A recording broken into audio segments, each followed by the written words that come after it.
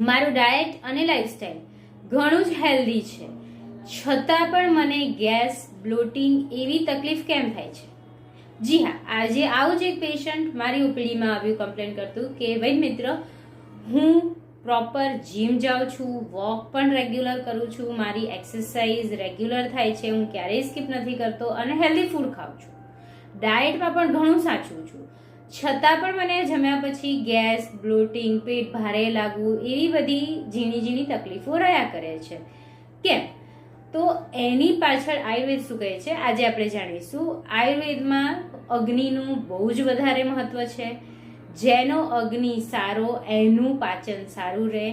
તમે સારામાં સારું હેલ્ધી ફૂડ ભલે ખાતા હોય પણ જો અગ્નિ પ્રોપર ના હોય તો એનું પાચન બરાબર થવાનું નથી અને એના કારણે ગેસ, એસિડિટી, કબજિયાત, પેટ ભારે લાગવું જેવી તકલીફો રહ્યા કરે. જેથી જો તમને પણ આવી તકલીફ છે તો સૌથી પહેલા તમારી અગ્નિને સાચવો. નમસ્તે.